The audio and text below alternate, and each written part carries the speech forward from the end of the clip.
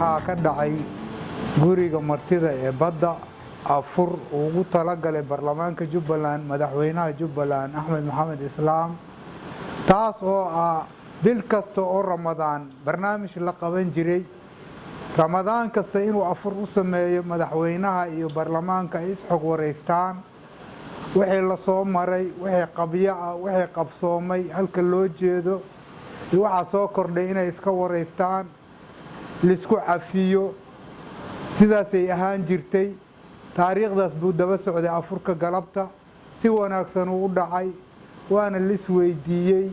waxyaabaha noo qabsoomay waxyaabaha qabyada naga waxa la hiigsanaya waxyaabaha soo kordhay dhammaan afurka asaga wuxuu ku dhamaaday isafgarab waxaana nagala soo qayb galay sanatarada dowladda federaalka ee laga doortay Jubbaland ayaa nagala soo qayb galay waxa nagala soo qayb galay wasiiro marti sharaf gale taas marka waa barnaamij soo jireen madaxweynaha iyo baarlamaanka sanadkii waayo dad islaam aan nahay sanad kasta oo bisha Ramadaanka ayaa la isku wareysan jiray afurkaanayta afuradaas daba joogay waana wax soo socday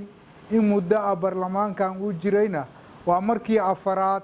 ee afur uu noo sameeyay madaxweynaha iskuna wareysano waayo baarlamaanka Jubbaland waa la jeclaalayaal waa baarlamaanada ugu aadaabta badan baarlamaan soo shaqeeyay xaqiiqdii si voluntary